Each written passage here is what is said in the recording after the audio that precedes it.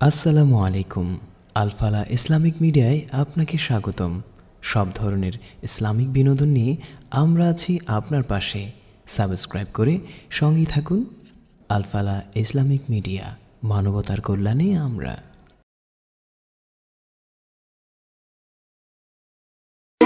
বিবির ভরণ পোষণের দায়িত্ব আল্লাহ পাক কাকে দিচ্ছে? বলেন না, কাকে দিচ্ছে? স্বামী। স্বামী বিবির ভরণ পোষণ করবে, এই কথা নিয়েই তাকে বিবাহ শাদী করেছিল। এবং বিবি বাচ্চা, অপ্রাপ্ত বয়সের বাচ্চা সহ তার বিবি সকলের ভরণ পোষণটা আল্লাহ পাক স্বামীর উপরে দিয়েছেন। স্বামীকে কেন্দ্র করে আল্লাহ সকলের রিজিকের ব্যবস্থা করবে। এই জন্য স্বামীকে দিনদার হতে হবে। হারাম আর হালাল পার্থক্য করার মতো যোগ্যতা তার মধ্যে থাকা লাগবে। কোনটা কোন রিজিকটা হালাল আর কোন রিজিকটা হারাম, এটা যদি স্বামী প্রবেশ করতে না পারে, তাহলে তার বিবি এবং ঘরের মধ্যে হালাল রিজিক পরিবেশন করতে সে সম্মত হবে না এবং সমর্থন থাকবে না, তা পারবে। এক নম্বর, তাহলে রিজিকটা কি হতে হবে? হালাল। বাবা সন্তানের রিজিকটা হালাল ভাবে পরিবেশন করার আগে এখনো সন্তান পৃথিবীতে আসে নাই। আগে মা আসছেন, মার উদরটাকে, পেটটাকে রক্ত সঞ্চারিত করার বস্তুগুলি আগে হালাল পরিবেশন করবে, তার রিজিকটা এক কথায় হালাল হবে। যদি হালাল রিজিক খাওয়ার পরে মা তার গর্ভে সন্তানটা আসার পরে আস্তে আস্তে করে সন্তান বড় হতে থাকে মায়ের গর্ভে, পৃথিবীতে ভূমিষ্ঠ হওয়ার সময় এবং সন্তান পৃথিবীতে আসার আগে মা তাকে দিনদার হওয়া শর্ত, নামাজি হওয়া শর্ত, আল্লাহর হুকুমকে যথাযথ পালন করা শর্ত। মা যদি আল্লাহর হুকুমকে সে অমান্য করে সন্তানকে পেটে ধারণ করা অবস্থায়, তাহলে মার যা কিছু আছে এটা সন্তানের মধ্যে গিয়ে অ্যাকশন বলবে। এই সন্তান দুনিয়াতে আইসা নামাজি হওয়া কঠিন।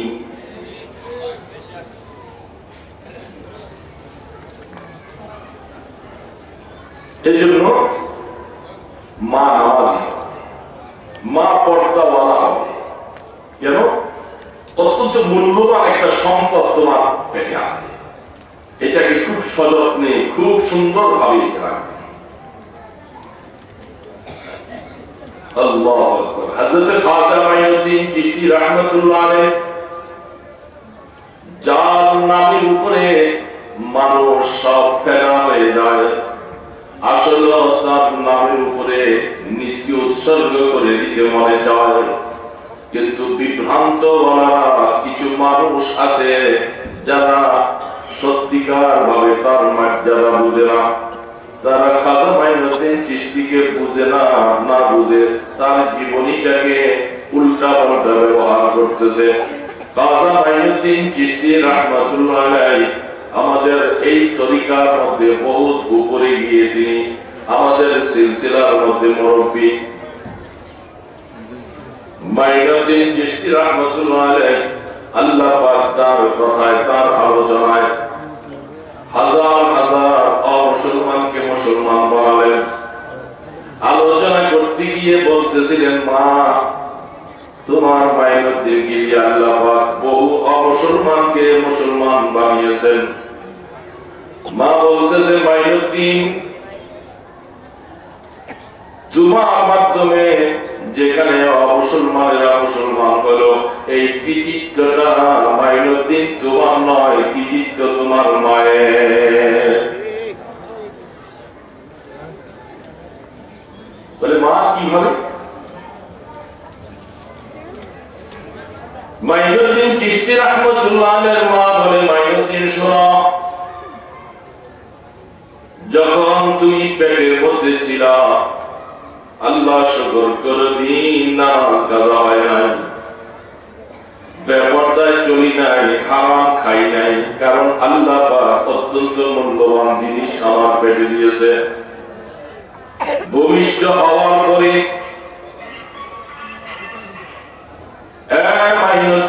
তোমাকে দুধ পান করাবার জন্য যখনই তুমি দুধের জন্য চিৎকার করেছিলা, শীতের দিন হোক, কষ্ট হোক, রাত্র হোক, যে সময় আমি আগে নিজে পবিত্র হয়েছি, ওযু করেছি, ওযু কইরা তোমার মতো সন্তানকে দুধ পান করাইছি। সেই বরকতের কারণে মাইনুদ্দিন, আল্লাহ পাক তোমার মতো মাইনুদ্দিনকে বানিয়েছে। তোমার জবানের মধ্যে আল্লাহ পাক সেই বরকত দিয়েছে। সেই জবানের কথা শুনে হাজারো হাজারো অমুসলমানেরা মুসলমান হতে সক্ষম হয়েছে।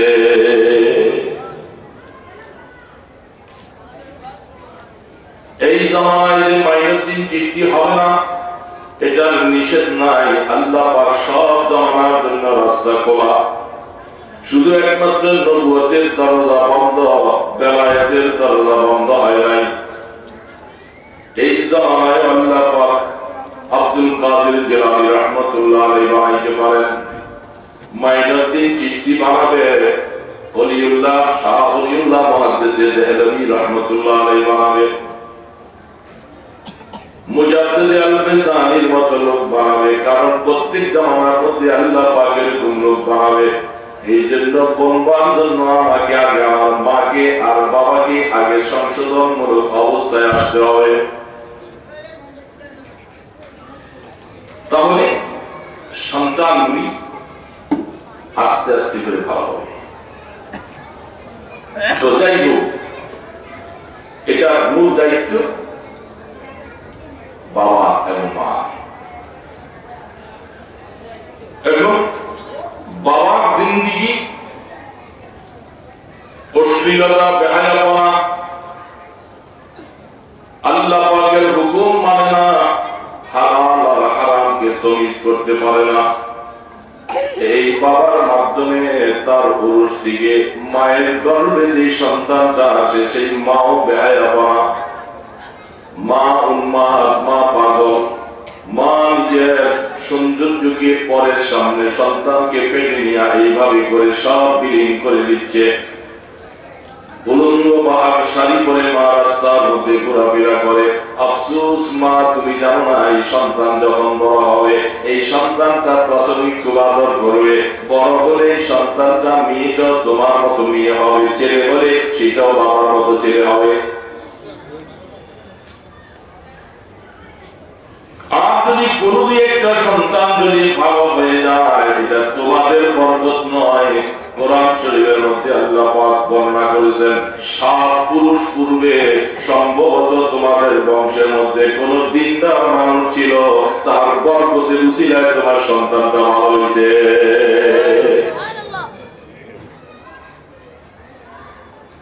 তোমাদের বুজুর্গের দ্বারা নয়, তোমাদের বরকতের দ্বারা।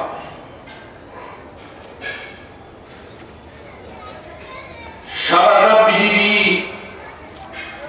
এখন অশান্ত অবস্থায়, রাস্তাঘাটে চলার মতো অবস্থায় বের হতে পারি না। কারণ আল্লাহ কোরআনের কথাগুলি যা চোখের সামনে ভাসে, সেই কোরআনটা এই সমাজের মধ্যে হাজারো ওয়াজ হইতেছে। মসজিদের মধ্যে মুসল্লির অভাব নাই, মহল্লায় মহল্লায় ওয়াজের অভাব নাই। আফসোস লাগে মুসলমানিত্ব খুঁজে পাওয়া যায় না।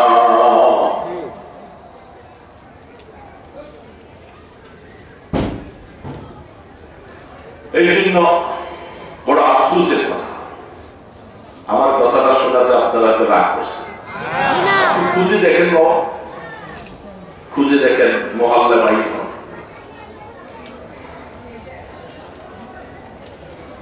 فسوف ترى إذا انكشف الغبار أفرس تحت رجلك محمار। বুঝে আসবে বাবা আফসোস করে বলতেছে, চোখের পানি ছেড়ে দিয়ে কান্দে, হুজুর মেয়েটা কত আদর যত্ন করে পালছিলাম, বড় হয়েছে, কোন রকম এসএসসি পাস করার পরে সিদ্ধান্ত নিয়েছি আর কলেজে দিব না। মামারা বন্ধু বান্ধবরা বলছে মেয়েটাকে কলেজে দাও, কলেজে দিলাম, কলেজে যাওয়ার পরে আস্তে আস্তে করে সে বাসায় আসার পরে আমার উপরে প্রেশার ক্রিয়েট করলো, আমি ঢাকা ভার্সিটিতে পড়বো। ঢাকা ভার্সিটিতে ভর্তি করলাম, বলে আমাকে হোস্টেল দিতে হবে, লেখাপড়া বন্ধ করে দিব। তারপরে বলছে সবার চাপের পরে আমি তাকে হোস্টেল দিতে বাধ্য হলাম। লক্ষ লক্ষ টাকা খরচ হয়ে যায়, মেয়েটা চরিত্র হারা অবস্থা হয়ে যায়। কিছুদিন পরে দেখা যায় অন্য ছেলের সাথে তার সম্পর্ক। আমি বাবা এখন চোখের পানিগুলি ছেড়ে ছেড়ে কান্দি, হা আমার মেয়েটা কি হয়ে গেল। অনেক বুঝালাম, বুঝাইতে যায় নিজের বিপরীত হয়ে যায়। বলছিলাম যে আমি তোমাকে ত্যায্য করে দিব, অন্য ছেলের মাধ্যমে মোবাইলে আমাকে ত্যাগ করে। ত্যায্য করে কি করবে? আমার একটা ভাই আছে, ভাইকে সম্পদ দিয়ে দিবা, আমি বেশি দিন নয় অপেক্ষা করো, ওকে মেরে ফেলবো। আমার কাছে এসে বয়ান করতেছে, চোখের পানি ছেড়েছে, এখন কান্দে। এরকম হাজারো বাবা আছে না নাই? যে বাবা মুখ খুলে এখন কথা বলতে পারে না, কিভাবে এই সন্তানগুলি এমন হয়ে গেল। আফসোস, কত কষ্ট করে কত আদর করে এই মেয়েটাকে পালছিলাম, ছেলেটাকে পালছিলাম, কত শান্তি পরিবেশ হবে। এখন ছেলে বাবাকে চেক করে, মেয়ে বাবাকে চেক করে।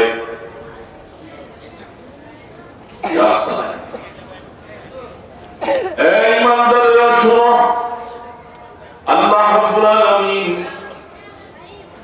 হযরত লুকমান হাকিম তিনি তার সন্তানদেরকে ভালো মানুষ বানাবার জন্য ওয়া ইয়াইযুহু ইয়া বুনাইয়া লা তুশরিক বিল্লাহি শাইআ, অনেক লম্বা ওয়াজ কোরআন শরীফে আল্লাহ পাক লুকমান হাকিমের কথা বলছেন। লুকমান হাকিম তিনি বর্ণনা করতে যায় সন্তানদেরকে যে ওয়াজগুলি করতেছিলেন, প্রথম ওয়াজটা এমন একটা সাবজেক্টের উপরে শুরু করেছে যেটা সব কিছুর ঊর্ধ্বে, নামাজের ঊর্ধ্বে, রোজার ঊর্ধ্বে, হজের ঊর্ধ্বে, যাকাতের ঊর্ধ্বে, ওয়াজ নসিহতের ঊর্ধ্বে, সুবহানাল্লাহ বলার ঊর্ধ্বে, কোরআন তেলাওয়াতের ঊর্ধ্বে, সব কিছুর উপরে এমন একটা ওয়াজ তিনি সর্বপ্রথম সন্তানকে লক্ষ্য করে বলতেছেন, লা তুশরিক বিল্লাহি শাইআ ইন্নাশ শিরকা লাযুলমুন আযীম। ইয়া আল্লাহ, হে আমার মায়া ছেলে, অত্যন্ত কষ্ট করে তোমাদেরকে লালন পালন করে সন্তানেরা প্রথম ওয়াজটা করতেছি যেটা আমার আল্লাহ পাক পছন্দ করে না। এক নম্বর সেই কাজটা, ওয়াজটা হলো আমার আল্লাহর সাথে কোনোদিন শিরিক করবে না। কি করবে না? নামাজের ঊর্ধ্বে, রোজার ঊর্ধ্বে, হজের ঊর্ধ্বে, যাকাতের ঊর্ধ্বে, অর্থাৎ এক কথায় সমস্ত নেক আমল করার পরেও কোন মানুষের কাছে যদি শিরিকের গুনাহ থাকে, আল্লাহ পাক বলে তো সব আমল বরবাদ। লা তুশরিক বিল্লাহি শাইআ ইন্নাশ শিরকা লাযুলমুন আযীম। আরে বাবা, বুঝার জন্য দৃষ্টান্ত বলতেছি, শিরিকের গুনাহ থাকলে নামাজ বাদ, রোজা বাদ, হজ বাদ, টুপি বাদ, দাড়ি বাদ, মা বাবার খেদমত বাদ, কোরআন তেলাওয়াত বাদ, তাসবিহ তাহলিল বাদ, সব ইবাদত সব কিছু শেষ হয়ে যাবে যদি শিরিক থাকে। আরে বাবা, বিবাহ করেছেন, 2 হাত 2 লাখ 3 লাখ 5 লাখ টাকা দিয়ে সুন্দরী করে বিবাহ বানাইয়া বধূ বানাইয়া আনছেন। কত ভালোবাসা, কত প্রেম আর কত মহব্বত, এটা আল্লাহর তরফ থেকে দেওয়া হয়েছে। কারণ কোরআন শরীফে আল্লাহ পাক বলতেছেন তোমাদের দাম্পত্য জীবনের ভিতরে আমি তোমাদেরকে লিতাসকুনু ইলাইহা। আল্লাহ পাক বলতেছে দাম্পত্য জীবনের মধ্যে কেন তোমাদেরকে আবদ্ধ করে দিলাম। হে পুরুষ, হে যুবক ছেলে, তুমি তোমার স্ত্রীর কাছে যাইয়া তোমার সারাদিনের সব পরিশ্রম ক্লান্ত সবগুলি দুরিশ্বাস হয়ে সব মিটে যাবে, আর তোমার দিনের মধ্যে একটা শান্তি ফিরে আসা আবার নতুন উদ্যমে তুমি দুনিয়ার কাজ কারবার করতে পারবা। ইবাদতে মন বসবে, আল্লাহর জিকিরে মন বসবে, তেলাওয়াতে মন বসবে, দাওয়াতে তাবলীগে মন বসবে, মাদ্রাসা পড়াইতে মন বসবে। লিতাসকুনু ইলাইহা, তোমার বিবির সাথে যদি তোমার শান্তিতে জীবনটা চলে, পরের দিন তোমার বেলাটা শান্তিময় বেলা হবে। আমি বলি নাই, আমার আল্লাহ বলছে।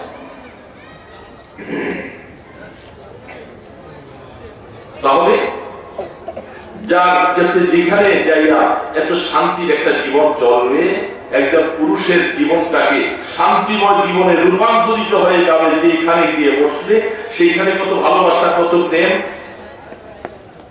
কি ঠিক না? মাথার ঘাম পায়ে ফেলে অক্লান্ত পরিশ্রম করে ঘরের মধ্যে আসলাম, বিবি তোমার মাথা শরীরের ঘাম করে কাপড়ের আঁচল দিয়া মুছে দিল, পানির গ্লাসটা নিয়ে তোমার সামনে নিয়ে আসলো, খাবার করে অনেক সময় ক্লান্ত হয়ে গেলে নিজের লোকমা দিয়া স্বামীর মুখে তুলে দিয়েছে। কি এত সুন্দর জীবন চলছে,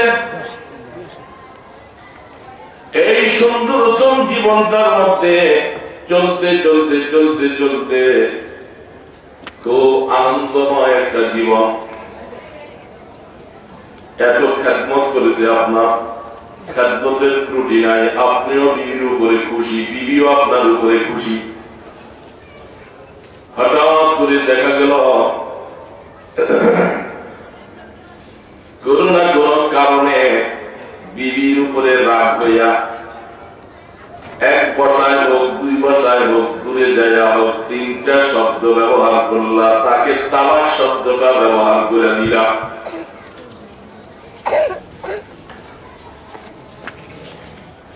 এত আদরের বিবি যে তোমার মুখে লোকমাটা পরিয়ে দিয়েছিল, লোকমাটা উঠাই দিয়েছিল, তোমার কাপড়গুলি ধুইয়া ইস্ত্রি করে তোমার জন্য সব রেডি করে রাখে, তোমার জুতাটা মুছা অফিসে যাওয়ার সময় জুতাটা মুছা সামনে দেয় কি দেয় না।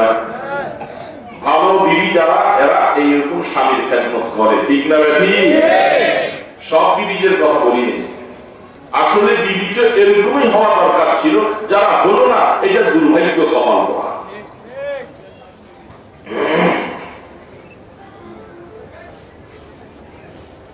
এই অবস্থার ভিতরে হঠাৎ করে শব্দ ব্যবহার করে দিলাম, তাকে বললা তুমি 3 তালাক। এই শব্দটা ব্যবহার করে দেওয়ার পরে কি ঘটে গেল? যে বিবি তোমার এত আদরে ছিল, সেই বিবিটা তোমার জন্য হারাম হয়ে গেল।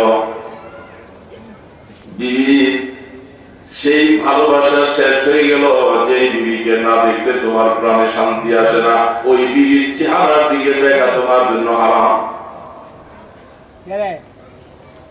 ঠিক তেমনি ভাবে বিবির যাবতীয় খেদমত গুলি তোমার জন্য সব শেষ হয়ে গেল। তুমি একখানে, বিবি আরেক জায়গায়, চতুর্পাশে জানাজানি হয়ে যায়, আত্মীয় স্বজনরা বসে এত আদরের বিবিটা তার বাবার বাড়িতে তাকে নিয়ে যায়। আর যদি ছেলে সন্তান থাকে, ছেলে সন্তানেরা যদি বুঝমান হয়, তারা এত গোষ্ঠা হয়ে যায়, প্রয়োজন বোধে সন্তানেরা মার পক্ষে চলে যায়। তোমার মতো বাবার প্রয়োজন নাই, তুমি সরে যাও, আমি আমার মাকে নিয়ে জীবনটা কাটাবো। হয় কি হয় না? এই বিবির সাথে এত সম্পর্ক, ভালোবাসা, শুধু শব্দ একটা, তালাক। কি এটা কি শব্দটা আপনার এখন বললে কিন্তু বিবি তালাক হবে না, অসুবিধা নেই, ভয় পাবেন না। তাহলে আমি বলি কেন, কিতাবে পড়াই কেন, কোরআন শরীফের মধ্যে আছে। এটা রাগ করেই হোক অথবা খুশিতে হোক, নিজের বিবির বেলায় এটা শব্দটা কখনো আনার চেষ্টা করবো না, কারণ শয়তান সুযোগ নিবে। তাহলে এত ভালোবাসার স্ত্রীটা এতদিন এত খেদমত, এত নামাজ, এত রোজা, এত তাসবিহ, এত কিছু করার পরেও শব্দ কয়টা বলছে? কয়টা বলছে? আর একটা শব্দে তিনবার বলছে। শব্দটা কয়টা? মূল শব্দ কয়টা? একটা শব্দ ব্যবহার করার কারণে তোমার সাথে তোমার বিবির সাথে সম্পর্ক বিচ্ছিন্ন হয়ে গেল, জীবনের সব ভালোবাসা গুলি ম্লান হয়ে যায়। ঠিক এটা একটা উদাহরণ পেশ করছে। উদাহরণের মাধ্যমে শিখার অনেক কিছু আছে না নাই?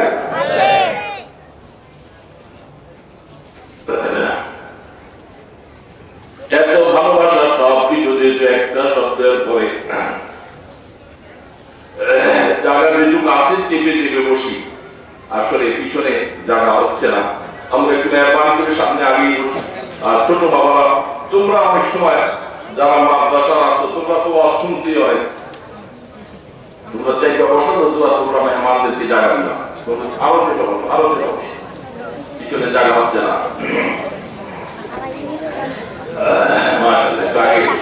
অনেকের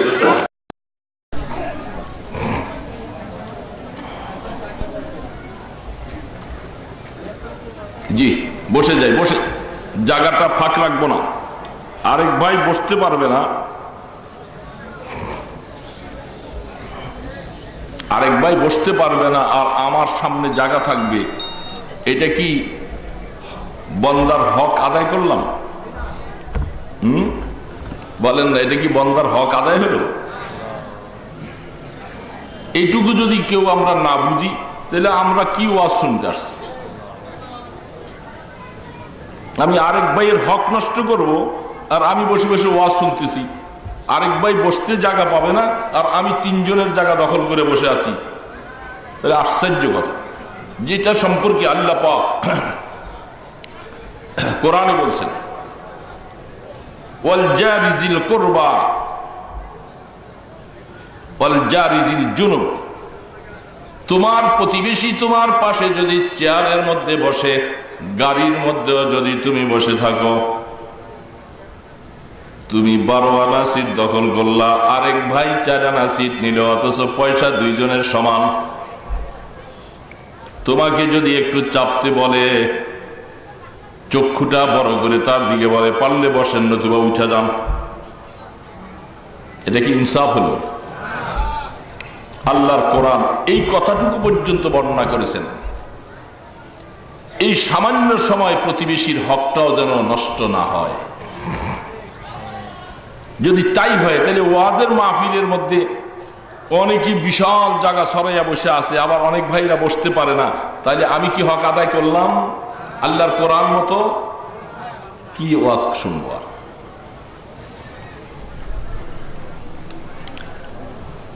এই জন্য লোকমান হাকিম তিনি বলতেছেন সন্তানকে, আল্লাহ তুশরিক বিল্লাহ।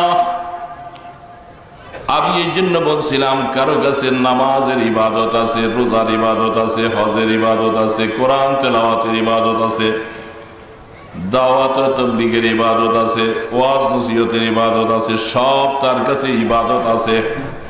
বেশি কিছু করে নাই, একটা কাজ করেছে, আল্লাহর সাথে শিরিক করেছে। কি করছে? আল্লাহ পাক বলে, তোমার বিবির মতো অবস্থা, এত ভালোবাসা, এত প্রেম আর এত কিছু থাকার পরেও একটা শব্দের দ্বারা যেমন তোমার বিবিটা হারাম হয়ে যায়, জীবনের সব ভালোবাসাগুলি ম্লান হয়ে যায়, ঠিক এমনি ভাবে আল্লাহ রাব্বুল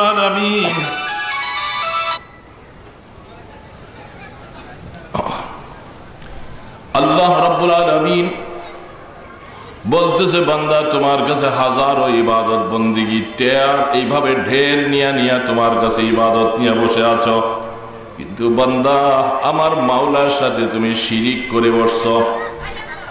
যখন এই আমার সাথে তোমার শিরিক হয়ে যাবে, তোমার সারা জিন্দেগির আমলগুলি সব বরবাদ হয়ে যাবে। শিরিকের গুনাহ এত মারাত্মক গুনাহ। এখন অল্প সময় আমরা বুঝি যে শিরিক এটা শিরকাতুন থেকে শিরক, অংশীদারিত্ব। আরবি শব্দ তো, আরবি শব্দটার বাংলা বলতেছি অংশীদারিত্ব, এটাকে শিরক বলা। বাই মোশারাকা, অংশীদারিত্বের ভিত্তিতে ব্যবসা করা, এটাকে শিরক বলা হয়। আল্লাহ পাকের অংশীদারিত্বের মধ্যে কাহাকেও বসাইয়া দিলেন, এটার নাম শিরক।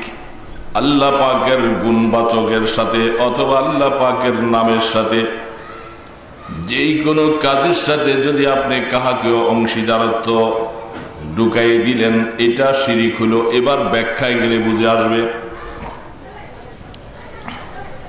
আল্লাহ পাকের সাথে অংশীদারিত্ব, আল্লাহ যেহেতু আল্লাহ পাক বলেন ইনিল হুকমু ইল্লা লিল্লাহ, এটা বলেন তো মাথা খারাপ করে গেল। হুজুর ওয়াজে আছে বলেন, বলেন আপনি বলে দেন, সে তো বারবার ডিস্টার্ব করবে। কাজটা দিচ্ছেন আপনি, বলে দেন।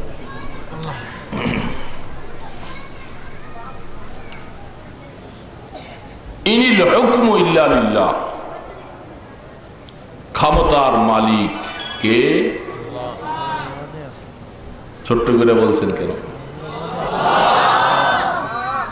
ছোট্ট করে বলার মানে হলো কথাটা সঠিক না, এই জন্য দুই চারজনে বলি, আর বাকি ওনারা দেখলাম যে কথাটা ব্যাকআপ পাবে না, এটা মনে করছেন।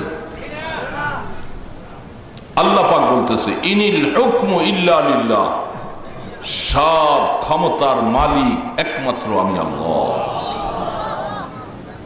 এই ক্ষমতার মালিক বলতে মসজিদের কমিটির ক্ষমতার মালিক আল্লাহ, মাদ্রাসার কমিটির মধ্যে যারা আছে এরাও বলতে হবে কমিটির বাজে বুঝা ক্ষমতার মালিক আল্লাহ।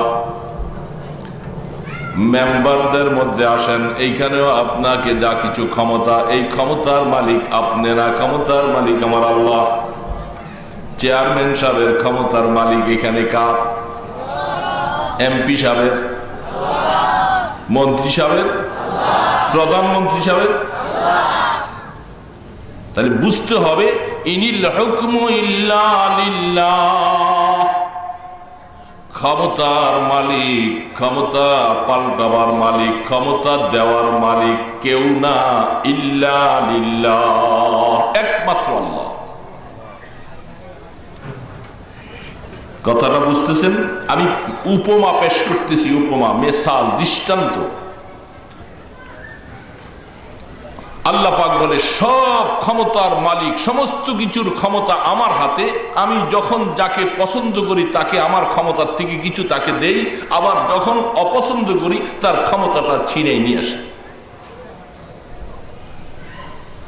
এটা কি আল্লাহ পাক বলতেছে কুলিল্লাহুম্মা মালিকাল মুলক তুতিল মুলকা মান তাশা ওয়া তানজিউল মুলকা মিম্মান তাশা ওয়া তুইজ্জু মান তাশা ওয়া তুযিল্লু মান তাশা বিয়াদিকাল খায়র।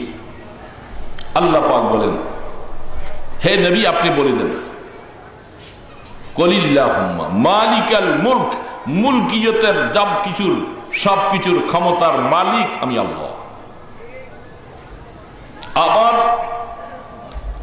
মালিকানা, আমার মালিকানার পাওয়ারটা আমি কখনো কখনো এটার জিল হিসাবে জমিনের মধ্যে যাকে পছন্দ করি তাকে দেই, আবার যার থেকে মনে চায় আমি ছিনাই নিয়ে যাই। অত ইজ্জু মান তাশা ওয়া তুযিল্লু মান তাশা বিয়াদিকাল খায়র। কার হাতে? কার হাতে? আল্লাহ। তাহলে যদি এই ক্ষমতার মালিকানাটা যদি কোনো মানুষকে মনে করা হয়, আল্লাহ পাকের ক্ষমতাটা যদি কোনো মানুষকে মনে করা হয়, বলেন না কি হবে? আল্লাহর ক্ষমতার সাথে অংশীদারিত্ব। এই একটা বেশি সময় ব্যাখ্যা করা যাবে না, আমি নিজে শারীরিক অসুস্থ, তাছাড়া আমি সময়টা নিয়েছি আমার এখান থেকে অন্য আরেক জায়গায় যেতে হবে, অর্থাৎ আমাদের সফর আছে চট্টগ্রাম, তো যার কারণে আমি সময়টা নিয়েছি। এই জন্য অল্প অল্প সামান্য কিছু কিছু করে কথা বলতেছি। ইনশাআল্লাহ পরের হুজুর যারা আসবেন ওনারা আপনাদেরকে সুন্দরভাবে বুঝাইয়া কথা বলবেন।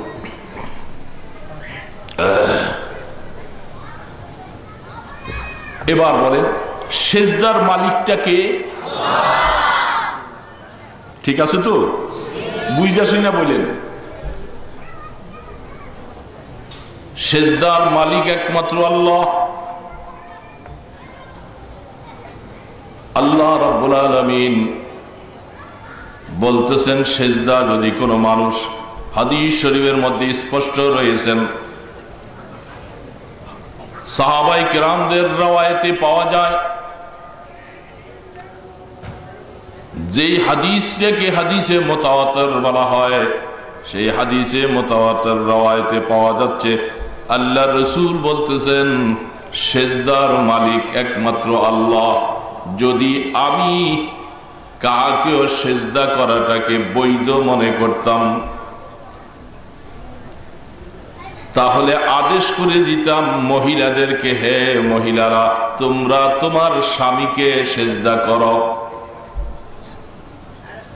স্বামীকে যদি সেজদা মানুষকে করা বৈধ মনে করতাম, যেহেতু সেজদা করা মানুষের জন্য বৈধ নয়, এই জন্য আমি আল্লাহর নবী তোমাদেরকে জানিয়ে দিলাম এই সেজদা আল্লাহকে বাদ দিয়া যদি কোনো মানুষকে করা হয়, সাথে সাথে তার নিজের জীবনের নামাজ রোজা সব বরবাদ হইয়া সে কাফের থেকে নিকৃষ্ট হইয়া যাবে।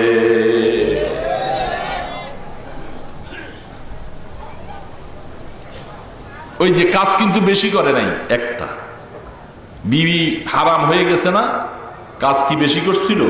কয়টা করছিল? বিবি হারাম হয়ে গেছে, আদরের বিবি হারাম। ঠিক এই সেজদাটা আল্লাহ রাসূল বলতেছেন সেজদা কাউকে করা যাবে না। আল্লাহ রাব্বুল আলামিন এই সেজদার জন্য এখন অনেক অনেক দেশের মধ্যে আছে, আমাদের নারায়ণগঞ্জে বেশি আছে, এরা পিশাবকে সেজদা করে। কি করে কি করে না? কারণ এটাও খবরে মুতাওয়াতির। আমি একটু হাদিসে মুতাওয়াতির বলছি, খবরে মুতাওয়াতির বলতেছি যে এরকম একজন দুইজন নয়, প্রায় 20 জন 25 জন রাবির মাধ্যমে খবরটা পাওয়া গেছে, অমুক কবরের মধ্যে অমুক পিশাবের পায়ে তার মুরিদেরা সেজদা করে। এই জন্য খবরটা আমি সচক্ষে যদি নাও দেখি, এই খবরটা মুতাওয়াতির খবর, এই খবরটা বিশ্বাস করা যায়। বলবেন হুজুর আপনি কি দেখছেন? আমি যে দেখি নাই এই প্রশ্নের জবাবটা দিয়ে দিলাম।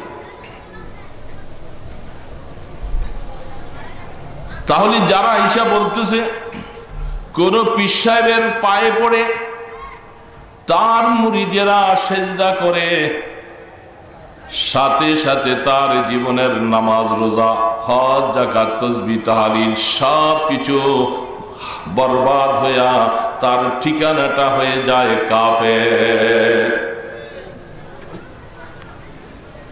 এবার আসেন সেজদা এখন আবার ভাগ করা হচ্ছে সুবিধা করার জন্য। সেজদাটাকে 2 ভাগে ভাগ করা হলো। একটাকে সেজদায়ে তাজিমি বলা হয়েছে, সেজদা তাজিমি অর্থাৎ সম্মান সূচক সেজদা ভাগ করছে। এখন নামাজের মধ্যে যে একটা সেজদায়ে সালাত নামাজের সেজদা, আর একটা হলো তাজিমের জন্য কাহাকেও সেজদা করা, 2টা ভাগ করছে। এই ভাগও এদের থেকে। ফতোয়া দেওয়া হচ্ছে নামাজের মতো সেজদা আল্লাহর জন্য যেটা করা হয় এটা কোনোদিন কাউকে করা যাবে না, তবে তাজিমের জন্য, সম্মানের জন্য যদি কাউকে সেজদা করা হয় এটা করা যাবে, অসুবিধা নাই। আমাদের কাছে একটা নয় দুইটা নয় দলিল ভিত্তিক কথা আছে। সেজদা তাজিমের জন্য কোনো বাবাকে হোক, কোনো মাকে হোক, কোনো পীরকে হোক, কোনো মানুষের জন্য যদি করো ঠিক সমান পরিমাণে তোমার ঠিকানাটা কাফের হয়ে যাবে। যুক্তি পেশ করা হয়, আদম আলাইহিস সালামকে ফেরেশতারা সেজদা করেছিল। যুক্তি দাঁড় করাইয়া বলা হচ্ছে, এ মুলি সাহেবেরা তোমরা বুঝো না, আমরা যারা মারিফতওয়ালা আমরা বুঝি যে আদম নবীকে ফেরেশতারা সেজদা করার জন্য আল্লাহ পাক কেন বলছে, তাহলে বোঝা যায় তাজিমের জন্য সেজদা করা জায়েজ। বলেন নাউজুবিল্লাহ।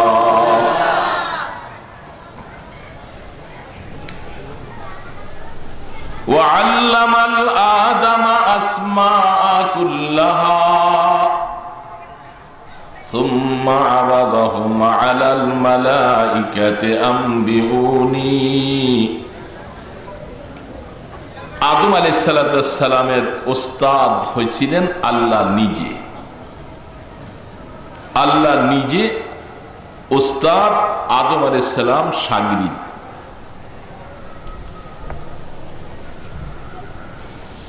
আমাদের এই যে এই মসজিদগুলিও উস্তাদ আর ছাত্রের মতো সম্পর্ক, বুঝতেছেন তো কথা? এটা মানতে রাজি না। হুজুর ওয়াজ যতই করবেন, হ্যাঁ আমরা কি আপনাকে উস্তাদ মানবো? যদি না মানেন তাইলে আপনি ছাত্র হইতে পারলেন না। ছাত্রের দাম বেশি, যেটাকে তালিবুল ইলম বলা হয়। আপনি এই জন্যই এই সমস্ত আলোচনার মজলিসগুলি তালিবুল ইলম হও, তুমি তোমার অনেক কিছু বেড়া পার হয়ে যাবে, মুশকিল সহজ হয়ে যাবে। এই জন্য এখন মাদ্রাসায় যে পড়ার সময় আপনার নাই, ক্লাসে রুটিন দেওয়ার মতো সময় নাই। আপনাকে ওয়াজের মাহফিলে, তালিমের মজলিসে এইভাবে বসে বসে ছাত্র হয়ে যাও, আরেকজনকে উস্তাদের মাকাম দিয়া তার থেকে সহি কথাগুলি শিখো, তাহলে তুমি তালিবুল ইলম, আরেকজন উস্তাদ। এটা যারা মানতে পারে না, তারা বাড়িতে যাওয়ার পরে দেখে যে কিছু নাই, খালি। কারণ মাকামটা অনেক সম্পর্কওয়ালা মাকাম। এটা আল্লাহ পাক উস্তাদ, ছাত্র হযরতে আদম আলাইহিস সালাম, কেউ নাই। আদম আলাইহিস সালাম একা। আল্লাহ পাক বলে ওয়াআল্লামাল আদামা আসমা কুল্লাহা। পৃথিবীর মধ্যে, পৃথিবী সৃষ্টির থেকে নিয়ে কিয়ামত পর্যন্ত পৃথিবীতে যা যা কিছু হবে, যেই কোনো জিনিস হবে, প্রত্যেকটা জিনিসের নাম কি হবে আমার আল্লাহ আদমকে শিখাইছে।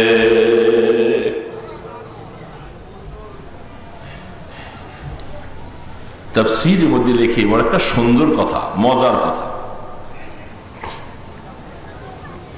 নামগুলি শিখাইছে কিন্তু বাস্তবতা দেখায় না। এটা আম গাছ, এটা নাই। আম গাছ নাই, কিন্তু এটার নাম আম গাছ, এটার নাম কাঁঠাল গাছ, এটার নাম সুপারি গাছ। কিন্তু সুপারি গাছটা হওয়াইয়া দেখাইছে এমন না, শুধু নাম শিখাইছে। কি শিখাইছে? বুঝতে পারছেন কথাটা? এটা বড় সূক্ষ্ম কথা। গাছ নাই, শুধু নাম। এটার নাম এই মাছ, ওইটার নাম ওই মাছ, এটার নাম এই পোকা, ওইটার নাম এই পোকা, এই পোকা, ওই পোকা, ওই পোকা। এই যে নামগুলি শুধু মুখস্থ করাচ্ছে।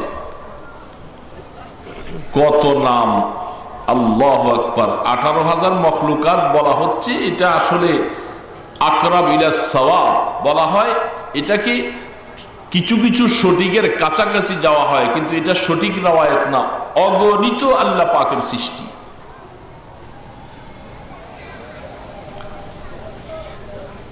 সবকিছুর নাম শিখেছে। এই পোকাটার নাম তেলা পোকা, ওইটার নাম টিকটিকি, ওইটার নাম পিঁপড়া, ওইটার নাম ইঁদুর। এই যে এইগুলিও তো সব নাম, এগুলি কে শিখাইছে? আসতে বললেন কেন? কে শিখাইছে? দেখছেন কারণ। এখন আমরা এগুলার নাম পাইতেছি। ওই সময় যখন আল্লাহ পাক ওয়া আল্লামাল আদামা আসমাআ কুল্লাহা, কুল্লাহা শব্দটা এমন একটা শব্দ আল্লাহ পাক ব্যবহার করেছেন, এর মধ্যে আলাল ইনফিরাদ কোন একটা সাই বাদ পড়ে নাই। কিয়ামত পর্যন্ত যত পৃথিবীতে আল্লাহর সৃষ্টিজীব আছে সব কিছুর নাম আল্লাহ পাক শিখাইছেন কাকে? আদম আলাইহিস সালাম। এখন আদম আলাইহিস সালামকে নাম শিখাইছেন। গাছ তো দেখে নাই, মাছও দেখে নাই, ফলও দেখে নাই। এটা আম গাছে এটা যে এরকম আম ধরে, এটার নাম যে কাঁঠাল, এটা যে এরকম ধরে, ওগুলার সকল বাস্তবতা ছিল। শয়তান সহ এবার ফেরেশতাকে আদম আলাইহিস সালাম নামগুলি শিখাইয়া সব কিছুর নাম শিখাইছেন। নাম শুনছেন, তিনি বলতেছেন ফেরেশতারা সামনে, শয়তানও সামনে। ফাসাজাদাল মালাইকাতু কুল্লুহুম ইল্লা ইবলিস। এবার ফেরেশতাদেরকে আল্লাহ পাক আদম আলাইহিস সালামকে আল্লাহ পাক শিখাইছেন, ওস্তাদ তিনি, সব কিছুর নাম। এবার আদমকে জিজ্ঞাসা করতেছে, এবার এক একটা গাছের নমুনা আনতেছে। আগে নমুনা ছাড়া শুধু নাম, শুধু নাম। এবার এক একটা জিনিস আল্লাহর জন্য সহজ না, অসম্ভব। আল্লাহ সবকিছুর সামনে পেশ করতে পারে কি পারে না? এবার পেশ করিয়া বলতেছে, এখন আদম নামে না শিখছে, গাছ তো দেখে নাই, এখন গাছটা সামনে আসছে। এবার গাছ সামনে আসার পরে এখন যে এটার নাম যে আম গাছ, এটার নাম যে কাঁঠাল গাছ, এটা তো জানে না। আল্লাহ রাব্বুল আলামিন সমস্ত ফেরেশতারা সামনে, সবাই দেখতেছেন আল্লাহ পাক আদম আলাইহিস সালামের ভিতরে এমন একটা যোগ্যতা আল্লাহ পাক দিয়ে দিলেন। ওই আম গাছটা, যেটার নাম আম গাছ তাকে শিখাইছিলেন, ওই গাছটা সামনে আসার পরে যখন আদম আলাইহিস সালামকে এক একটা করে এবার জিজ্ঞাসা করা শুরু করলেন, ওই গাছের পক্ষ থেকে তিনি চলে আসে, আমি আম গাছ, আমি কাঁঠাল গাছ, আমি লিবু গাছ। ওইখান থেকে প্রশ্নের সাথে সাথে তাদের পক্ষ থেকে শব্দ বের হয়ে আসে। আদম আলাইহিস সালাম এবার দেখে দেখে সব নাম বলতে শুরু করলো।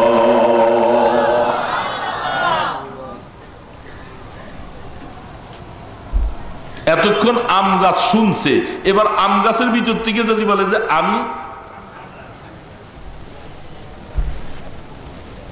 সেখান থেকে চলে আসতেছে সব কিছু আমার আল্লাহ আদম আলাইহিস সালামকে শিখাই দিলেন। ফেরেশতারা যখন দেখলেন আল্লাহ তোমার আদম কত সম্মানিত, আমরা তো এগুলি কিছুই জানি না।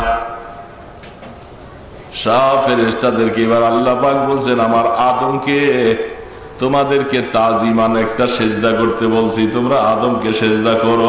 তখন আল্লাহ পাকের সেই হুকুম পাইয়া ফাসাজাদাল মালাইকাতু কুল্লুহুম, সব ফেরেশতারা সেজদা করেছেন ইল্লা ইবলিস, কিন্তু আদমকে সেজদা শয়তান করে। এখন নাফরমানেরা যারা পীর বাবাকে সেজদা করে, মাজারে সেজদা করে, ওরা বলতেছে ফেরেশতারা সেজদা করছে, আমরা করলে দোষটা কি? ফেরেশতারা সেজদা করছে। এক নম্বর প্রশ্নের জবাবটা আগে বলি, ফেরেশতারা কি মানুষ ছিল? বলেন। ফেরেশতাদের উপরে শরীয়ত আছে? ফেরেশতাদের কবর হাসর আছে? জান্নাত জাহান্নাম আছে? ফেরেশতারা আল্লাহ রাব্বুল আলামিনের কথা সব বুঝে, শাস্তির কথা বুঝে, কিন্তু আল্লাহ রাব্বুল আলামিনকে শাস্তির কথা বোঝার কারণে ফেরেশতারা কোনো গুনার কাজে যায় না। ফেরেশতাকে আল্লাহ নফস দেয় নাই, মানুষত্ব দেয় নাই, তাদেরকে সেক্স দেয় নাই। ফেরেশতাদেরকে আদেশ করেছে, ফেরেশতাদের কবর নাই, হাসর নাই, মিজান নাই, পুলসেরাত নাই, জান্নাত নাই, জাহান্নাম নাই। আল্লাহ তাদেরকে একটা আদেশ করে দিয়েছে, সম্মানিত ফেরেশতা, আল্লাহর সৃষ্টি, এই সম্মানিত সৃষ্টিটাকে দিয়ে আদমকে সম্মান দেখাই দিয়েছেন। তাদের আমল দেখা আমরা করব, এটা কিয়াস মাল ফারেক, আমাদের সাথে ফেরেশতাদের সেজদার সাথে কোনো সম্পর্কই না।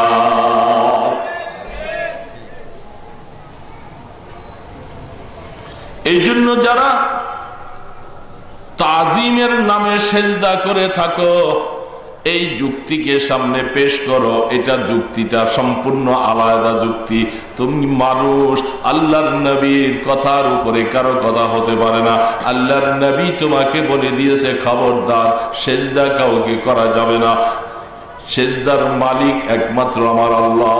এই জন্য আল্লাহকে বাদ দিয়া কেউ যদি কোনো ব্যক্তিকে সেজদা করে, সাথে সাথে তার ঈমানটা খারাপ হইয়া, ক্যান্সেল হইয়া, কাফের আর মুশরিক হইয়া যাবে। আমাদের দেশে বহু পীরের পায়ে সেজদা দেয়, আছে না নাই? আমাদের দেশে আছে, নারায়ণগঞ্জে বহুত আছে, আছে না নাই?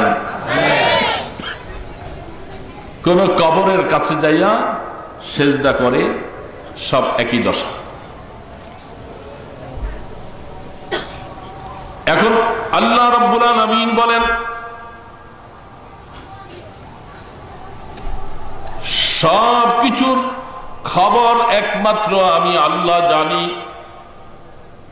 আলিমুল গায়বি ওয়াশ শাহাদা, আমার আল্লাহ পাক বলেন, বাহ্যিক হোক আর গোপনীয় হোক, সব কিছু আমি আল্লাহ পাক জানি। এগুলা জানার ইলম একমাত্র আমার।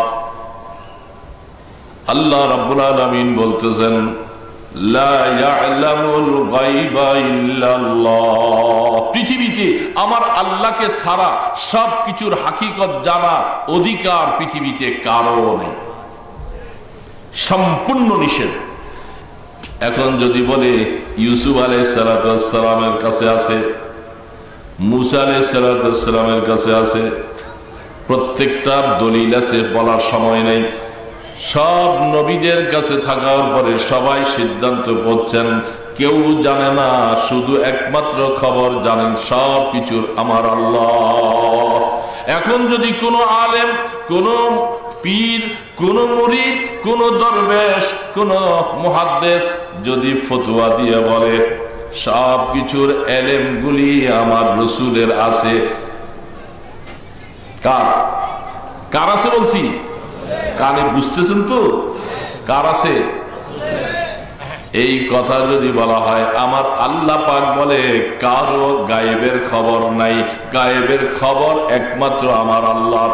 এই কথাটা আল্লাহ চ্যালেঞ্জ দিয়ে বলছেন। যদি কোনো ব্যক্তি, কোনো আলেম, কোনো পীর, কোনো দরবেশ, কোনো মাজারওয়ালা যদি বলে, এই দলিল ভিত্তিক বলা হবে, সাথে সাথে তার ঈমানটা ক্যান্সেল হয়ে যাবে, কাফের হয়ে যাবে।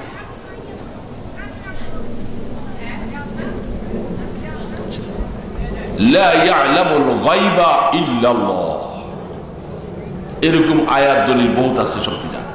তাহলে বোঝা যাবে গায়েব জাননেওয়ালার মালিক কে। কোনদিন কোন গায়রুল্লাহর সাথে বলা যাবে না। বলবেন আপনারা, মনে রাখবেন। অনেকের ভিতরে দিলের মধ্যে কাল খুটখুট খুটখুট করতেছে, হুজুর হায় হায়, এরকম দিক কত হুজুররা দেখি ওনাকে ওয়াজে গেলে দেখি আরে গলা ফাটাই ফেলতেছে। হ্যাঁ, আরে গলা ফাটাইলে কি হবে? তোমার সব তলাও ফাইটা গেছে, কারণ তোমার ঈমান শেষ, ক্যান্সেল। লা তুশরিক বিল্লাহ, আল্লাহর সাথে শিরিক করা যাবে না। কোন অবস্থার মধ্যে কোন কিছুর সাথে আল্লাহর সাথে শিরিক করা যাবে না। এই জন্য বাবা মনে রাখবা, লোকমানে হাকিম তিনি বারবার করে বলে দিলেন, আমার আল্লাহর সাথে শিরিক করো নাই সন্তানেরা। যদি আল্লাহর সাথে শিরিক করো তোমার জীবনের সব আমল বরবাদ হয়ে যাবে। নামাজ পড়ে না বহু মুসলমান আছে না নাই? রোজা রাখে না আছে, কিন্তু নামাজকে অস্বীকার করে না, রোজাকে অস্বীকার করে না। করতেছি না, দোয়া করেন হুজুর চেষ্টা করব নামাজি হয়ে যাব, ঠিক না ঠিক? এই কথাটা যার দিলের ভিতরে আছে আমার আল্লাহ তাকে একদিন না একদিন হেদায়েত দিয়ে দিবে। চেষ্টা করব, বাবা চেষ্টা করবে, ইমাম সাহেব চেষ্টা করবে, ওয়াজে চেষ্টা করবে, মা চেষ্টা করবে, বিবি চেষ্টা করবে কেমন করে তাকে নামাজি বানানো যায়। আস্তে আস্তে করে দোয়াও করতেছে, একদিন না একদিন আল্লাহ তাকে নামাজি বানিয়ে দিবে। কিন্তু একজন লোক বলতেছে নামাজ আবার কিসের? নামাজ পড়বো, নামাজ পড়ে তুমি কি হয়ে গেছো গামিয়া? এরকম কথা যদি বলে সাথে সাথে সে কাফের হয়ে যাবে, কারণ অস্বীকার করেছে। ঠিক কোন ইবাদতকে অস্বীকার করলে সে কাফের হয়ে যাবে, ইবাদত আদায় না করলে সে গুনাহগার হবে, গুনাহ কবিরা। গুনাহ কবিরা ওয়ালাকে আল্লাহ তওবা করলে মাফ করে দিবে, কিন্তু এনকার করলে, ক্রিটিসাইজ করলে আল্লাহ পাক বলেন ক্ষমতার মালিক আমি, সেজদার মালিক আমি, আর তোমরা বলতেছো ক্ষমতার উৎস নাকি জনগণ। কি স্লোগান আছে না নাই? ক্ষমতার উৎস হলে জনগণ। জনগণ জনগণ কোনদিন ক্ষমতার উৎস হতে পারে না। ক্ষমতার উৎস একমাত্র আল্লাহ। এই জন্য হুজুর কয়টা বাজে মাইকটা করি? টাইম 9:38। আস্তে আস্তে আপনারা আবার পাগড়ি দিতে হবে তো, হুজুরকে আস্তে তৈরি করেন আমার প্রস্তুতি।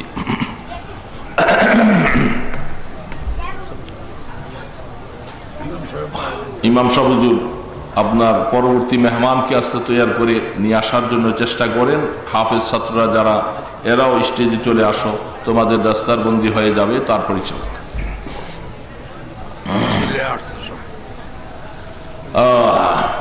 তো বাবারা কথাটুকু মনে রাখবো, আমল কম আছে বেশি আছে এরকম মানুষ আমরা সবাই। কি বলেন? কারো কাছে আমল একটু বেশি আছে, কারো কাছে কম আছে, কিন্তু খবরদার শিরিক করব না। কোরআন শরীফে আল্লাহ পাক বলতেছেন, আরো অনেক অনেক আয়াত আছে, এগুলি বলার সময় নেই বাবা। فمن كان يرجو لقاء ربه فليعمل عملا صالحا ولا يشرك بعبادة ربه أحدا।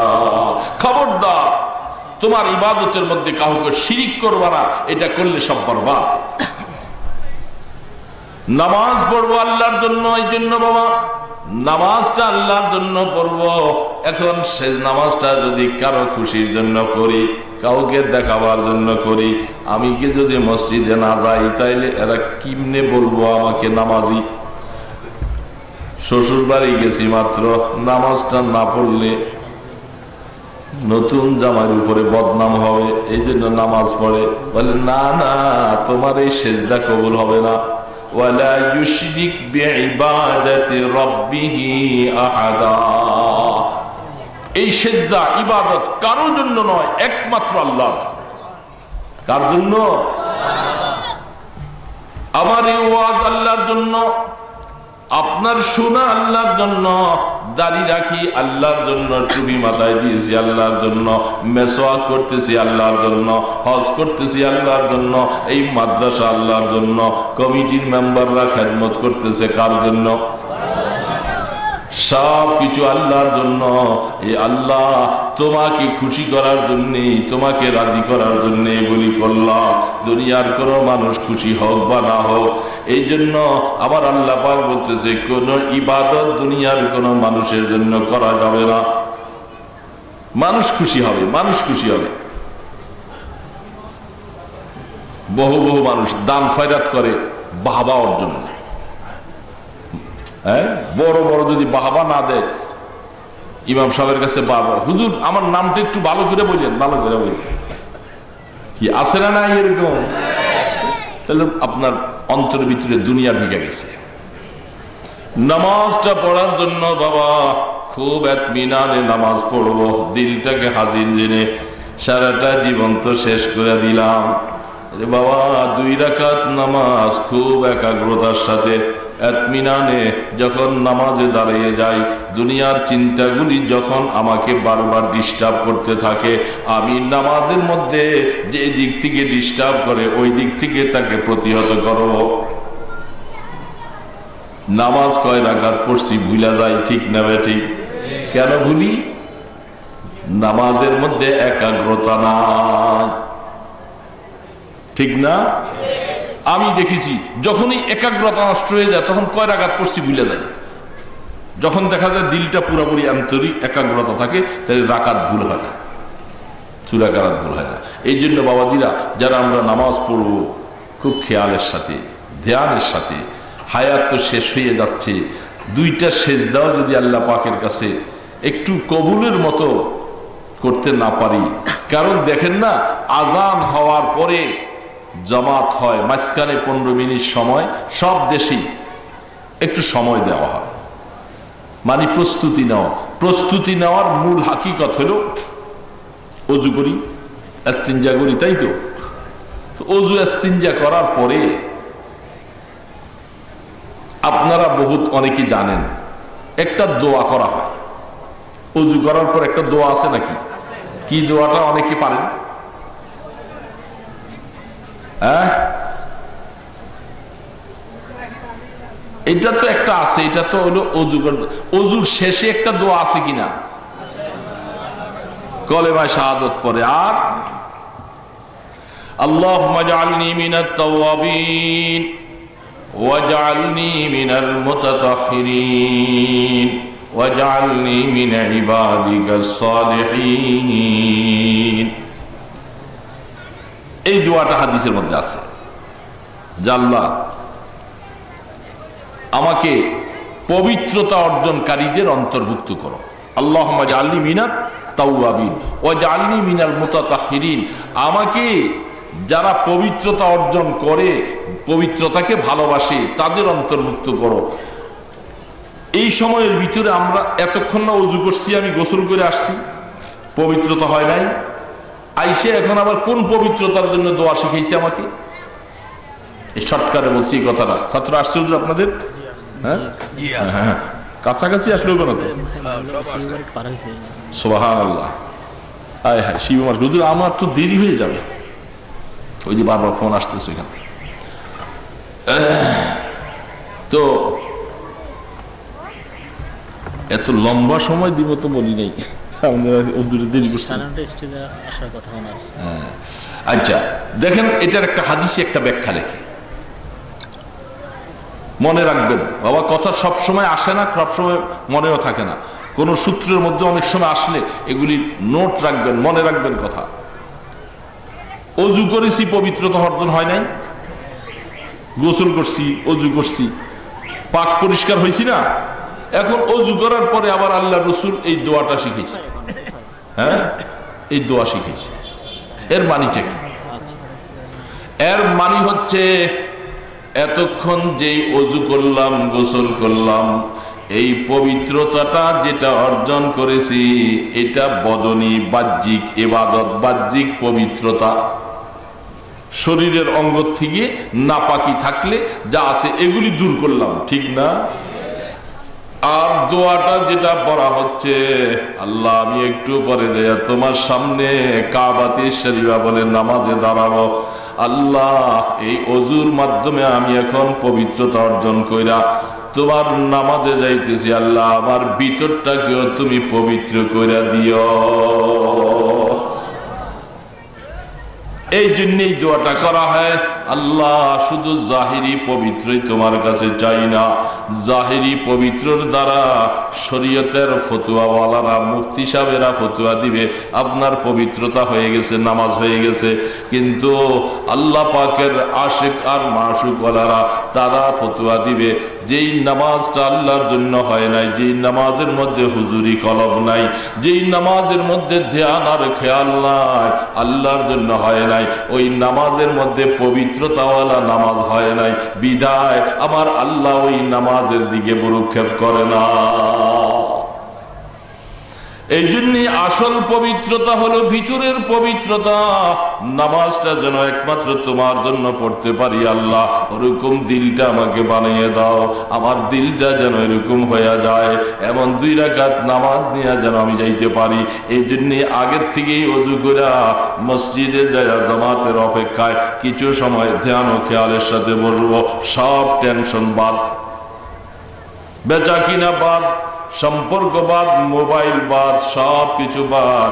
একটু পরে আমি দাঁড়াবো আমার রব্বুল আলামিনের সামনে, যেটা আমার জীবনের সবচেয়ে বড় পুঁজি। 2 রাকাত নামাজ কবুল হয়ে গেলে বেড়া পার। এই জন্যই মসজিদে যায়া আজান আর ইকামতের মাঝখানে দোয়া কবুল হয়। হাদিস শরীফে আছে, ইতমিনান হও, তুমি নামাজের প্রস্তুতি নাও, দিলটাকে তৈয়ার করো যে আমি এখন হাজিরি দিব কার সামনে? ওই রাজা দিরাত, যিনি আরশের মালিক, যিনি জান্নাতের মালিক, যিনি আমার হায়াতের মালিক, সব কিছুর মালিক, তার সামনে আমি এখন যাব। আমার অন্তরটাকে ওরকম মোলায়েম করে বানাবার চেষ্টা করে যায় যখন নামাজে দাঁড়াবো। এই জন্য হাদিসের মধ্যে পাওয়া যায় আল্লাহর নবী যখন আজান হয়ে যেত তিনি নামাজের প্রস্তুতি নিতেন, তখন আর কাউকে চিনতেন না, তিনি আর কাউকে সাথে চিনতেন না। তার এখন সম্পর্ক এখন আল্লাহর দিকে। আহা, আমার নামাজটা, আমার সিজদাটা আমার আল্লাহ কবুল করবে কিনা, আমার আল্লাহ পাকের কাছে আমার ইবাদতটা কবুল হবে কিনা, এই মনটা নিয়ে সব সময় নামাজে যাব।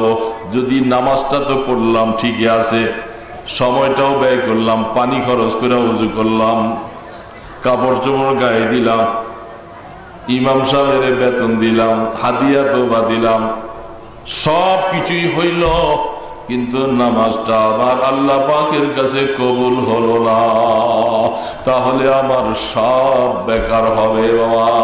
এই জন্যই বলা হচ্ছে আল্লাহ নামাজটার মধ্যে যখন যাব, আল্লাহুম্মা জাআলনি মিনাত তাওয়াবিন, আমাকে তওবাকারী বানিয়ে দাও, আমি যেন সব গুনাহগুলি বর্জন করে দুনিয়ার সব সম্পর্ককে বিচ্ছিন্ন করে একমাত্র তোমার দিকে যেন রুজু হতে পারি। আমাকে ওরকম তওবাকারী বানিয়ে দাও, আর ওরকম পবিত্রতা বানাও যে এরকম পবিত্র হলে আমার নামাজ কবুল হবে, আমার ভিতরটাও পবিত্র হবে। আল্লাহ আমাকে ওরকম পবিত্রকারীদের অন্তর্ভুক্ত বানাও। এই জন্য বাবা ওযুর পরেও এই দোয়াটা করা হয়। এখন এরকম বানাইতে পারি না, কিন্তু চেষ্টা করা লাগবে না, নাকি চেষ্টাও করবো না? এই চলছে চলছে, হ্যাঁ কই হুজুর এ কি সম্ভব? আরে বাবা সবকিছু সম্ভব হয়। হ্যাঁ, এই গেঞ্জিটা, এই মেশিনটা, এই জিনিসটা, এটা কিভাবে ভালো হবে, আরো ভালো হবে, আরো কাস্টমারের কাছে চয়েসফুল হবে, এটা যদি বুঝতে পারি তাহলে আমার আল্লাহর কাছে আমার নামাজটা আরো সুন্দর কেমন করে হয়, আমার সেজদাটা আরো সুন্দর কেমন করে হয়, আমার দাঁড়ানোটা আরো সুন্দর কেমন করে হয়। আমি ওইটা করি না কেন? আল্লাহর কাছে যেন আমার সেজদাটা যেন চয়েসফুল হয়ে যায়, সেরকম বানাবার চেষ্টা করা দরকার না? এই জন্য বাবাজিরা চেষ্টা করব আল্লাহ সুবহানাহু তাআলা এই আমাকে এই আলোচনাগুলি যা করলাম এটা আমাদের বলনেওয়ালা শুননেওয়ালা সকলকে যেন তৌফিক দান করেন। এখন হাফেজ ছাত্রদের দস্তারবন্দি হবে, যারা কোরআনের হেফজ পড়েছেন, হাফেজ হয়েছে, হাফেজ ছেলেদের জন্য অনেক জায়গায় অনেক মাদ্রাসায় যাই, দস্তারবন্দি হয়। তো আমি একটা কথা অনেককে বলি যে হাফেজ ছেলেরা শুধু হেফজ করার পরে তুমি এটাকে সীমাবদ্ধ করো না, আলেম হওয়ার চেষ্টা করো। এবং আল্লাহ পাক যদি আলেম একেবারে নাই তোমার তকদিরে লেখা থাকে, কমপক্ষে হেফজটাকে ধরে রাখার চেষ্টা করবা। ধরে রাখার মানে হলো কোরআন মতো যেন জীবনটা চলে, তুমি যেন নামাজি থাকো, তুমি যেন হালাল হারাম বেঁচে চলতে পারো, তুমি যেন শরীয়ত অনুযায়ী তোমার জীবনটা হয়। যদি এরকম হইতে পারো তোমার ভাগ্য, তোমার কপাল ভালো, তুমি কপাল চাঁদওয়ালা, তোমার উসিলায় তোমার মা বাবা জান্নাতি হবে, তোমার দাদা দাদি জান্নাতি হবে, তোমার প্রতিবেশী জান্নাতি হবে।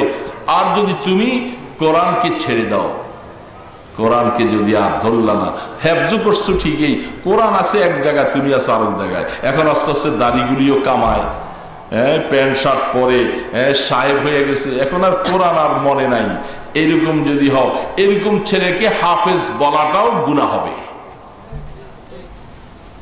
হাফেজ সাহেব করে অনেক সময় আমরা ডাকি, অনেক আছে, ওর হাফেজ সাহেবের নামগন্ধ নাই, প্যান্ট শার্ট পরে ক্লিনশিপ করে, ওই যে হেফজ করছিল এক জমানায়, ওর হাফেজ সাহেবকে ডাকে, গুনাহ হবে তার হাফেজ ডাকে। এ হাফেজ কোরআন না। এই জন্য সবসময় খেয়াল রাখবো, আল্লাহ পাক এখানে যে ছেলেগুলাকে পাগড়ি পরানো হবে তাদেরকে যেন আল্লাহ পাক বাস্তবে হাফেজে কোরআন হয়ে আলেম হতে পারে এবং আমল করতে পারে, তৌফিক দান করেন। হ্যাঁ, ছেলেদেরকে দাঁড় করেন। মোবাইলটা বারবার ফোন আসতেছে না। আলহামদুলিল্লাহ, এখন আমাদের হাফেজ সাহেবের পাগড়ি প্রদান করবেন। আজকে আমাদের মেহমান স্টেজে উপস্থিত আছেন সম্মানিত সভাপতি সাহেব ও সম্মানিত মোহতামিম সাহেব। আমাদের মেহমান আল্লামা আব্দুল্লাহ ওয়াকার হুজুর আছেন, উনি এখন ওনার হাতে ছাত্রদেরকে পাগড়ি প্রদান করবেন। প্রথমে যার নাম ঘোষণা করা হয়েছে হাফেজ মোহাম্মদ ফাহিম, পিতা আব্দুল কাদির, গ্রাম পারগাছিয়া, থানা দাউদকান্দি, জেলা কুমিল্লা। যাকে এখন পাগড়ি পরানো হয়েছে হাফেজ মোহাম্মদ ফাহিম।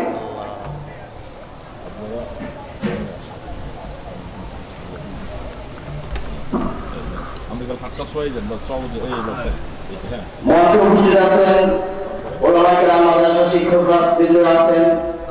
এ পর্যায়ে দ্বিতীয় নম্বরে আসছেন হাফেজ মোহাম্মদ কামরুল ইসলাম, পিতা মোহাম্মদ আবুল কাসেম রিয়াজি, গ্রাম ঘোড়াদারি, পোস্ট মাস্টার বাজার, থানা মতলব, জেলা চাঁদপুর। 3 নম্বরে আসছেন হাফেজ মোহাম্মদ সোহাইল, পিতা মোহাম্মদ আবুল বাশার, গ্রাম নুরাবাদ, পোস্ট হাজিরহাট, থানা কর্পোরেশন, জেলা ভোলা। 4 নম্বরে আসছেন হাফেজ মোহাম্মদ সাহাদ, পিতা মোহাম্মদ শরীফ, গ্রাম মহিষাবাড়ি, পোস্ট শ্রীরাজগড়, থানা দাউদকান্দি, জেলা কুমিল্লা। 5 নম্বরে হাফেজ মোহাম্মদ মাহবুবুর রহমান, পিতা মাওলানা জসিমউদ্দিন, গ্রাম নাহারা মুন্সিবাড়ি, পোস্ট হেদকাবাজার, থানা কসুয়া, জেলা চাঁদপুর। 6 নম্বর আসছেন হাফেজ মোহাম্মদ আব্দুল আজিজ, পিতা মোহাম্মদ শরীফুজ্জামান, গ্রাম ওয়াকালিয়া, পোস্ট দুয়ারিয়াসা, থানা শেরপুর, জেলা শেরপুর। সর্বশেষ 7 নম্বর আসছে হাফেজ মোহাম্মদ তানভীর, পিতা মোহাম্মদ আব্দুল আউয়াল, গ্রাম গুজিরগোলা, পোস্ট গুজিরগোলা, থানা দুর্গাপুর, জেলা নেত্রকোনা।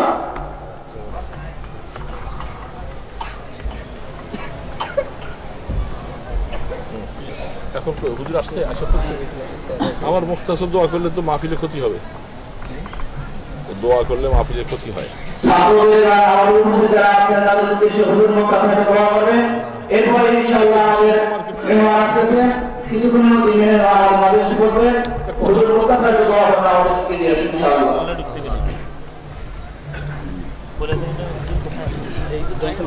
আচ্ছা, পরবর্তী যিনি মেহমান আসতেছেন উনি আয়সা করছেন, সংক্ষিপ্ত একটু দোয়া করে দিন। আল্লাহুম্মা সাল্লি আলা মুহাম্মাদ ওয়া আলিহি ওয়া সাহবিহি ওয়া সাল্লিম। এসএসসি পরীক্ষার্থীর জন্য দোয়া। ও ভালো কথা, এসএসসি পরীক্ষার জন্য দোয়া হবে। যারা নামাজ পড়ে আমি তাদের জন্য বেশি বেশি দোয়া করি। রাগ করেন না, আপনারা রাগ করলে আমার কিছু আসে যায় না। আপনি নামাজ পড়বেন না, আপনার জন্য আমি আমার মতো মৌলবী 100 জনের বাইকটা খাওয়াই দিল, দোয়া আসমানে পৌঁছবে না। কারণ যারা নামাজ পড়ে না আল্লাহ রসুল তাদের জন্য বদদোয়া করে। যেখানে আল্লাহ রসুল বদদোয়া করে সেখানে সারা বিশ্বের সমস্ত অলি বুজুর্গদেরকে বাইটটা খাওয়াইলেও কাজ হবে না। কারণ এই জন্য এসএসসি পরীক্ষা যারা দিবা, ছেলে মেয়ে যারা, তোমরা নামাজি হবে বাবা, নামাজ পড়বা। আল্লাহ পাক সংক্ষিপ্ত দোয়া হচ্ছে, হুজুর আয়েশা পড়ছেন, ইনশাআল্লাহ যে আমি দোয়া করে যাবো, আমার সময়টা যাই হোক, হুজুর আয়েশা পড়তেছেন। আলহামদুলিল্লাহ রাব্বিল আলামিন ওয়াসসালাতু ওয়াসসালামু আলা আশরাফিল আমবিয়া ওয়াল মুরসালিন। ইয়া আল্লাহ, মেহেরবানি করে আমাদের জীবনের গুনাহ মাফ করে দাও আল্লাহ, আমাদের মা বাবার গুনাহ মাফ করে দাও আল্লাহ। ইয়া আল্লাহ, রাসূলের উম্মতের গুনাহ মাফ করে দাও আল্লাহ, উম্মতে মুসলিমার উপরে রহম করো আল্লাহ। ইয়া আল্লাহ, সমস্ত যুবক যুবতীদেরকে আল্লাহ আপনি নামাজি বানিয়ে দেন আল্লাহ, সবাইকে নামাজি বানিয়ে দেন আল্লাহ। মেহেরবানি করে আমাদের মা বাবার গুনাহ মাফ করে দাও।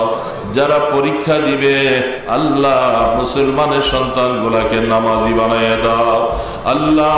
দুনিয়ার পরীক্ষার মধ্যে তাদেরকে ইজ্জতের সাথে পাশ করার তৌফিক দাও, এর মাধ্যমে যেন আখিরাতের পরীক্ষায় তারা কামিয়াব হতে পারে তৌফিক দান করে দাও। এই মাদ্রাসার মুতাল্লি সহ যারা মাদ্রাসার জায়গা দিয়েছে, কমিটিওয়ালারা, ছাত্র উস্তাদ সবাইকে কবুল করো আল্লাহ। দিন বদিন ভালো তালিমের ব্যবস্থা করে দাও। যারা টাকা পয়সা দিয়ে মেহনত করতেছে, ফিতনার জামানায় দিন জিন্দার ভূমিকায় আছে, আল্লাহ সবার দান খায়রাতকে কবুল করো আল্লাহ। কিয়ামতের ময়দানে আল্লাহ এই ইলমের খেদমত করার উসিলায় আমাদেরকে আখিরাতে নাজাত করে দিও আল্লাহ। সাল্লাল্লাহু তাআলা আলা খায়রি খালকিহি মুহাম্মাদ ওয়া আলা আলিহি ওয়া আসহাবিহি আজমাইন বিরহমাতিকা ইয়া আরহামার রাহিম।